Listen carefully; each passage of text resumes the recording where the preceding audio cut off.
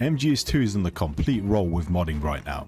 We've got MGS HD fix, visual fixes, restored details, and camera discoveries, and modders are basically going ham and to town on this game, doing the work that Konami probably should have done in the first place, but as we all know, they haven't. But Metal Gear Solid 1 is a very different beast, and it's an entirely different situation. And I think this is where a lot of confusion stems from, and what gets a lot of people confused. When we talk about Metal Gear Solid 1 in the Master Collection, we're not really talking about a clean modern PC port, unfortunately. We're talking about the original PlayStation version running through an official emulation setup handled by M2 and then packaged inside Konami's Master Collection launcher, which is just so completely bizarre because on GOG you already have MGS Integral, which is MGS1 with like a bunch of bonus stuff, right? Why this wasn't put into the Master Collection, I do not know. Maybe because GOG wanted for that game to be fixed up and patched up like they did with the original Resident Evils. I really don't know. So already modders are not dealing with the same kind of game as MGS2 or 3, and it's not a leveled playing field. MGS2 and MGS3 in the Master Collection are based on the HD Collection versions by Bluepoint that we all come to know and love. They have their own problems, of course, but they are still working from a more modern base and perspective. It makes them far more accessible for modding and, you know, just doing stuff. MGS1 is basically a PS1 game inside a modern shell or wrapper, if you will. That's the main reason why it's so difficult and awkward to mod, and in fact I don't think there's been any major mods made for it aside from a few resolution fixes. Because when you bust that game open, replacing textures, models and scripts is not very easy because this is all PS1 architecture and game data running through an emulation layer. It's very complex and it's a lot of hassle. The game was essentially never built to be pulled apart on PC, period. And that's why, yeah, there's no massive gameplay overhauls or texture updates or character switches and stuff like that. There are things like better resolution, as I've mentioned, and MGS M2 fix exists, and for example has done a lot for MGS1 in the Master Collection. It adds stuff such as widescreen support in borderless and windowed, as well as launcher skipping. It's basically MGS HD fix, but for MGS1. But that kind of gives us an idea and perspective of where the modding scene for this version of the game is.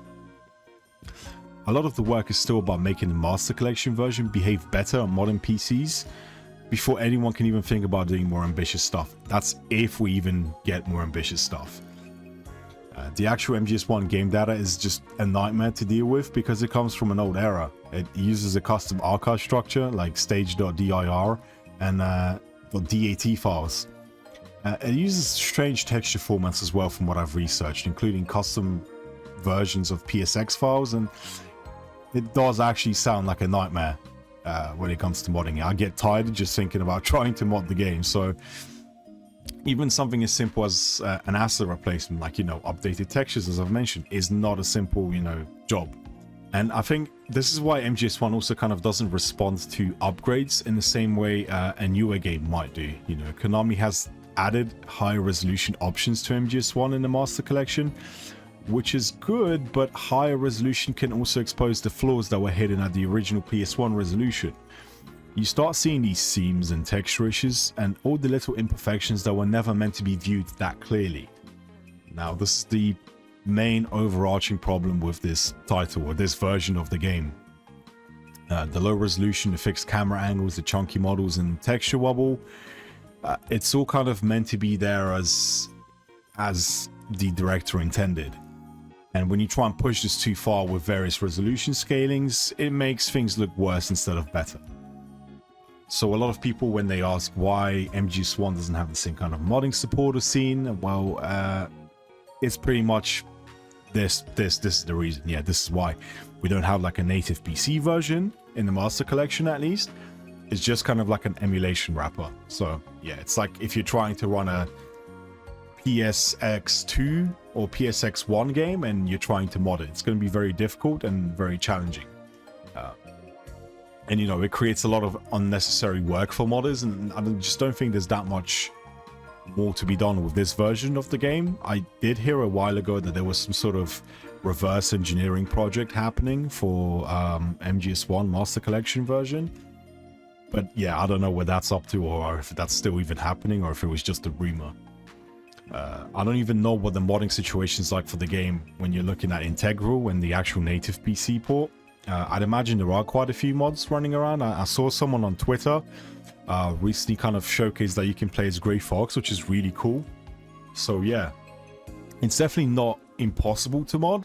People are making improvements to it, but it's just going to be much harder to do any of the flashy stuff and stuff that kind of makes it look like a remaster.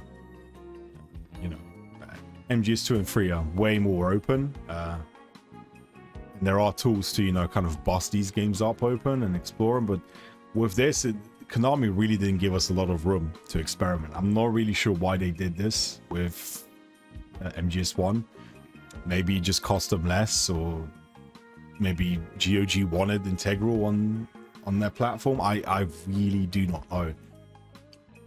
So yeah, this pretty much sums up why MGS1 is hard to mod. Now, I forgot to mention a disclaimer earlier in the video, but this is kind of all my own research that I've done and my own understanding of how this kind of version of the game works. So there may be mistakes here and there. Now, if I do make any mistakes, feel free to pop that into the comments. I'm glad to learn where I went wrong, or like what's actually different about this version of the game. But yeah, with this being said, thank you for watching. Drop us a like and subscribe, because that helps my channel out massively, and peace out.